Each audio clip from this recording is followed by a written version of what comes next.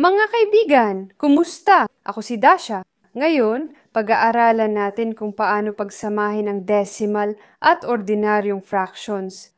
Siyempre, medyo magkaiba sila, di ba? Ang ilang ordinaryong fractions, tulad ng 1/3, mahirap i-convert sa decimal kasi may 3 digits sa period. Para madaling pagsamahin, mas mabuting i-convert muna sa ordinaryong fraction. May 7 halimbawa tayo ngayon. May ilan na kaya nating sagutin sa isip, may ilan na kailangang pag-isipan. Simulan natin sa pinakamadali, 0.5 plus 1/2. I-convert natin ang 0.5 sa ordinaryong fraction. Pwede itong isulat bilang 5/10 plus 1/2. 10 divided by 5 is 2, 5 divided by 5 is 1, kaya pwede nating isimplify. 5 divided by 5 is 1, 10 divided by 5 is 2. Isa't dalawa plus isa't dalawa. Pagdagdag ng parehong bahagi, pero sundin natin ang tuntunin. Dapat pareho ang denominator. Dahil pareho, isulat lang ang denominator, 2, tapos guhitan. Isulat ang isa plus sign isa pa. 2 ikalawa ang kalalabasan. Magiging isa to, di ba?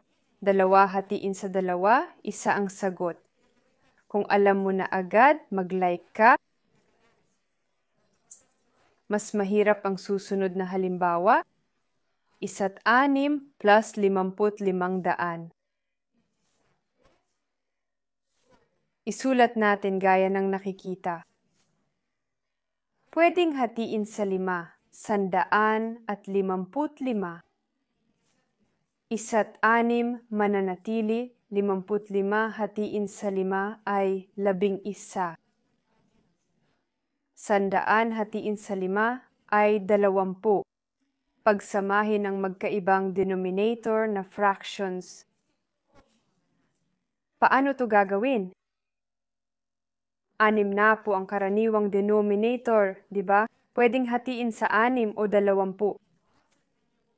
6 na po hatiin sa 20. Ilan ang makukuha? 3. 6 na po hatiin sa 6. Ilan naman? 10. 10 plus 33. Kaya 43 sixta pala.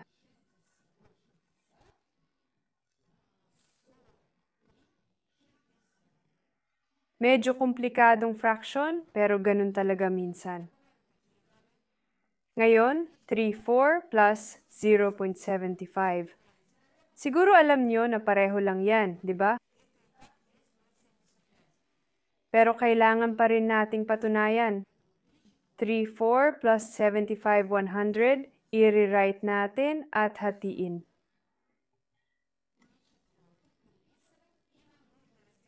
Halimbawa, hatiin natin sa 25. Pareho sa numerator at denominator. 75 hatiin sa 25, magiging 3. 100 hatiin sa 25, magiging 4. Kaya 3 sa 4 nga. Nagtatugma, di ba? Pareho tayo ng denominator, kaya walang problema. 4, 3 at 3 ay 6 na ika-4. Pwedeng i-single out ang isang buo. Tama yan. Isang buo. Oo. At may natitira pang 6 minus 4. 2 kapat. Paano pa natin ito mapasimple? Isang buo, 1 kalahati, kasi hinati natin sa 2. Susunod na halimbawa, 1 katlo at 7 ika-10. Paano natin ito dadalhin sa parehong denominator? Wala tayong mas maliit na common denominator, kundi 30.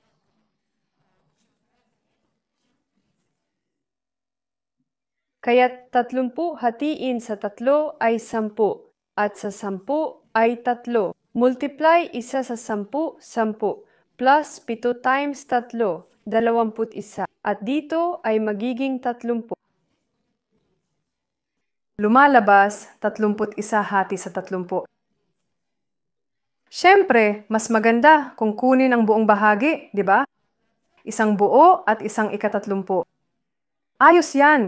5 buo, 7 walo at 2 10. 5 buo, 7 walo plus 2 10. 5 buo, 7 walo plus 1 5. Gawin nating parehong denominator, magiging 4 na po. Ganun. Kaya 5 dito at 8 doon, kailangan i-multiply. Ilang buo ang 5? 7 times 5, 35 plus 1 times 8, hati sa 4 na po. Lumabas na 5 buo. Magkano to? 43 apatnapuhan. Pwedeng kunin pa isang buong bahagi, hindi 5, kundi 6. 3 apatnapuhan. Hindi halata, pero 6.075 talaga to. Pero di na yan importante ngayon. Pwede nang isulat tong sagot, tama na to. Sa halimbawang to, isang kapat plus 3.75. Sige, padaliin natin to. Anong gagawin natin? Tulad ng halimbawa natin dito, pareho lang sa 3 kapat kasi hinati natin sa 25. Kaya naging isang kapat plus 3 buong 3 kapat. Ang galing no? Tingnan natin. Katumbas ng 3 buo, may fraction tayo dito. Pareho ang denominator, kaya isusulat natin dito bilang common denominator. Dito, nagiging 1 plus 3. Anong ibig sabihin nito? 3 buong 4? Oo. 1 plus 3 ay 4, ika-4. Anong ibig sabihin nito? 4 lang yan. Kasi may isa pang unit tayo. Malapit na tayo sa finish line. Kung malutas nyo to, ang galing nyo talaga. 4 na buong 3 ika-10, 3 ika-10 plus 3 kapat. I-multiply natin ng ganito. 4 sa common denominator, magiging 20 denominator, di ba? Isusulat natin ang 20 dito. So, 20 hatiin sa 10, 2. 20 hatiin sa 4, 5. Kaya 3 times 2, 6, plus 3 times 5, 15. Pagsamahin, 4 na buong 21 over 20. Siyempre, isa pa. Oo, isa pang buo. Kasi mas malaki ang numerator kaysa denominator. Ganito. Tulad ng dito, halimbawa, ganito rin tayo, di ba? Kaya't naging 5 at isang 20. Ano ba itong 5 at isang 20? 5 at isang 10 ay 0 kuwit isa, di ba? Isang 10. Kung 20 naman, 5 pa rin, 5.05. Sana nagawa natin ng tama. Kung gusto pang mag-ensayo sa ibang fractions, tingnan ang grade 6 playlists. Doon tinatalakay ang fractions, pagdaragdag, pagbabawas ng desimal at karaniwan. Maligayang pagdating sa aming channel. Good luck sa inyong mga pagsusulit. Paalam!